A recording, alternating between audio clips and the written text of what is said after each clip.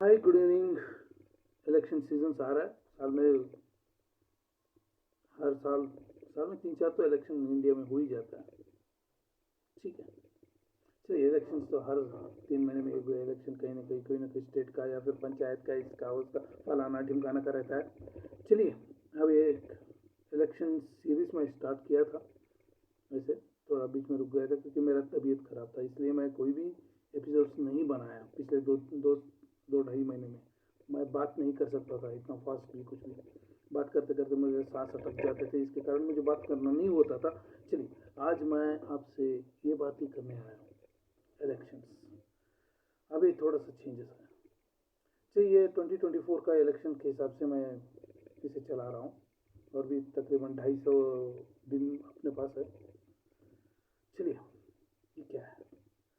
मान लीजिए मैं मेरा एक पॉलिटिकल पार्टी के साथ स्टार्ट करता हूँ और मैं आपके दरवाजे पे आता हूँ, या फिर टीवी के माध्यम से, या पर्सनली, या फिर अपना रिप्रेजेंटेटिव के साथ।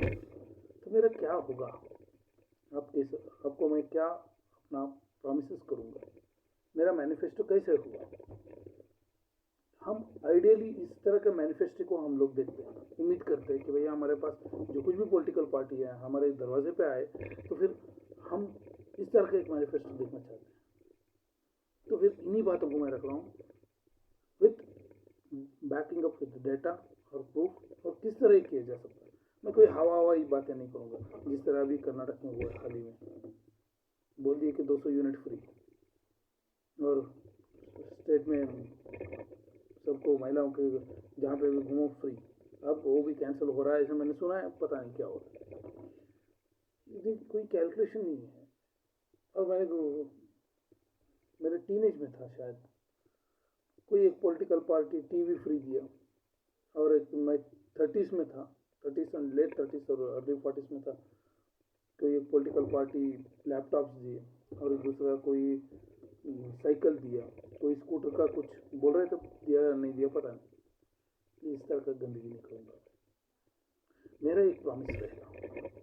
मान लीजिए मैं अभी एक नेता हूँ, एक पॉलिटिकल पार्टी का, मेरा पॉलिटिकल पार्टी है, और मुझे इलेक्शन फेस करना।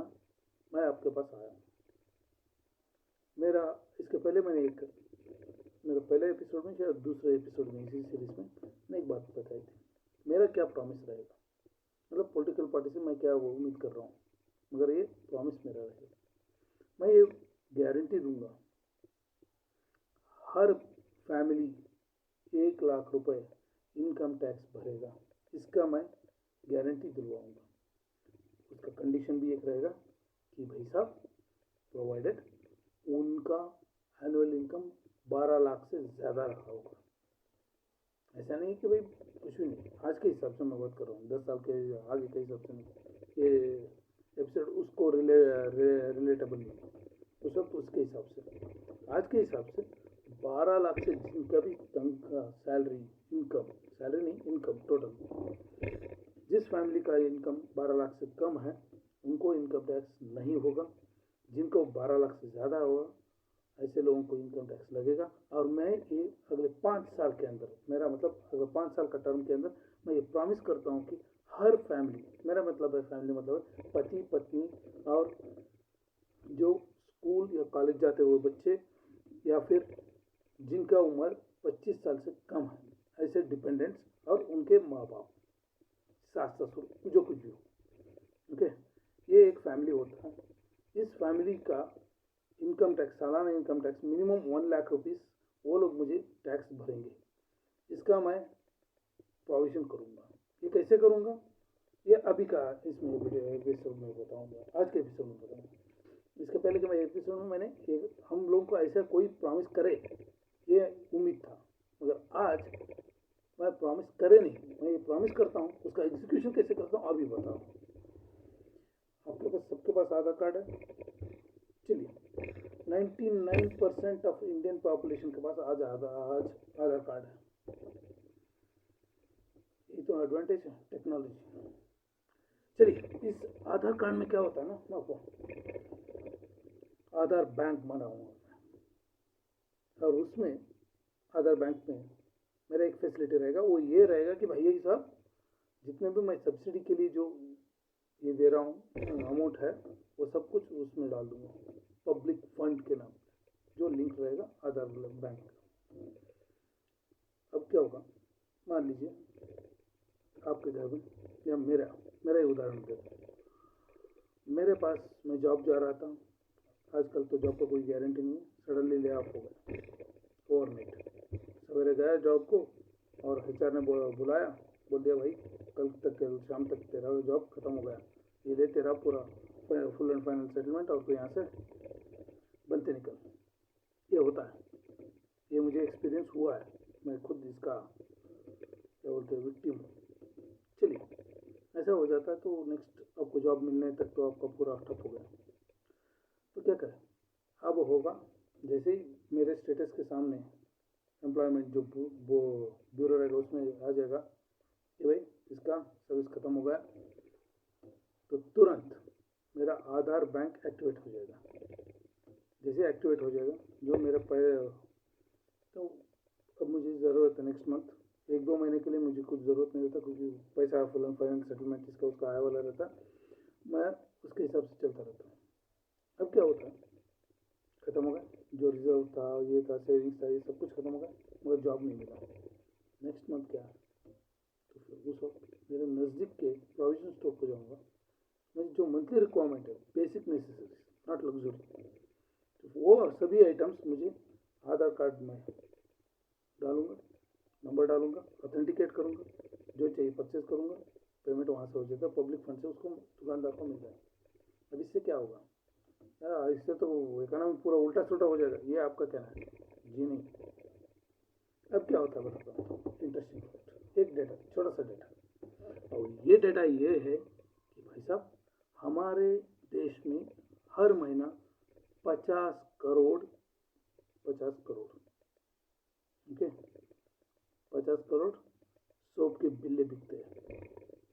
शायद डेटा अवेलेबल है, गूगल कर लीजिए, ओके अवेलेबल है, विदाउट डेटा मैं बात नहीं कर रहा हूँ, तकरीबन मोटा मोटा 50 करोड़ बिल्ले बिक रहे, जिसका 50 ग्राम से लेकर 150 ग्राम तक का हो सकता है। ये 50 करोड़ हर महीना बिकता है इंडिया में।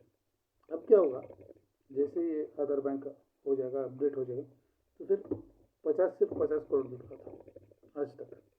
जैसे ये आधार बैंक एक्टिवेट हो जाएगा तो तुरंत क्या होगा, मोर देन 120 करोड़ बिल्ले हर महीने चाहिए बिकना शुरू हो जाएगी।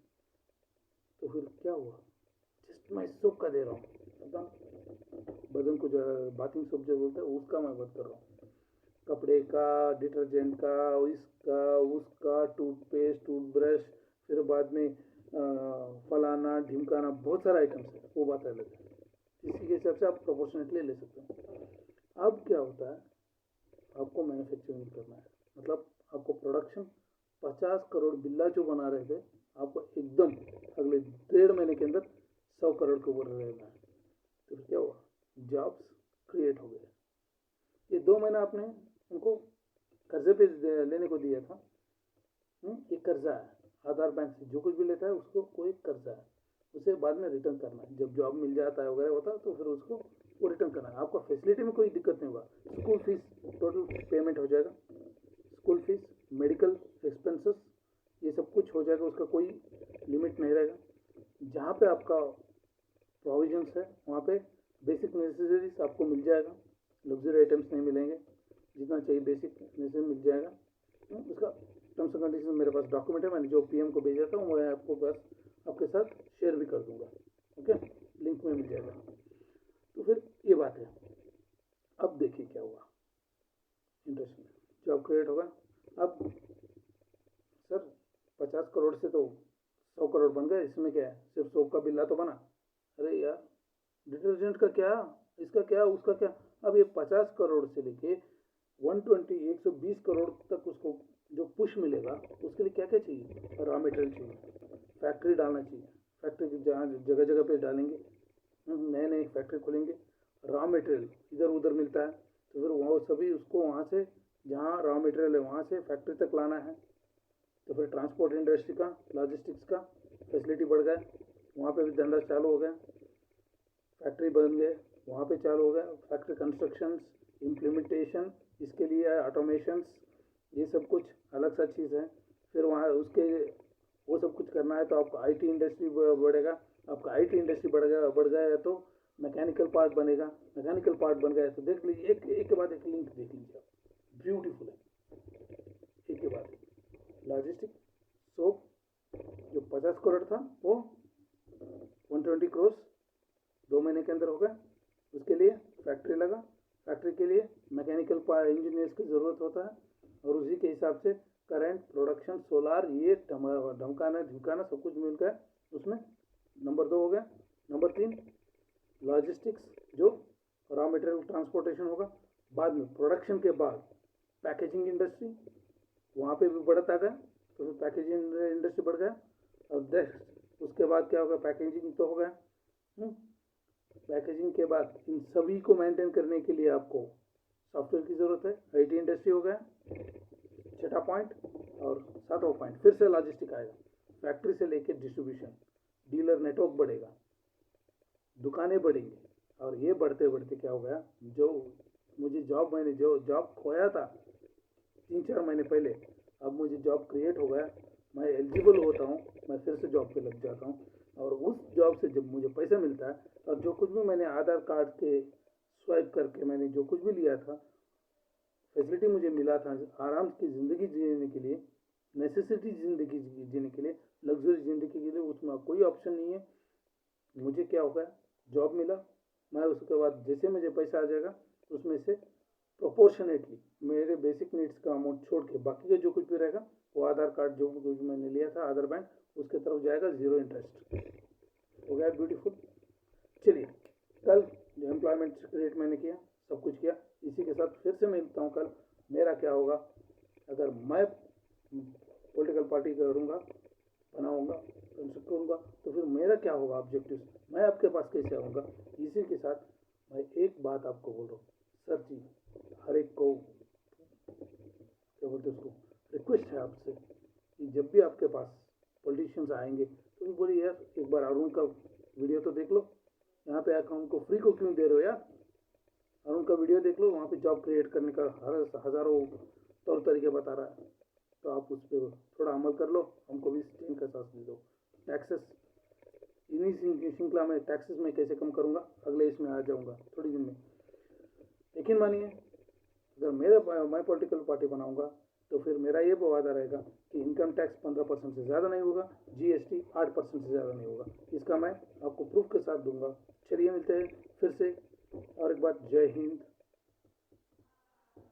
एंड आज़ादी का अमृत महोत्सव जिसे बोल रहे हैं, वैसे मैं नहीं मानता हूँ क्योंकि हम लोग को डोमिनियन स्टेटस मिला था, तो it's okay fine, you believe so I believe. See you again tomorrow, okay, bye bye.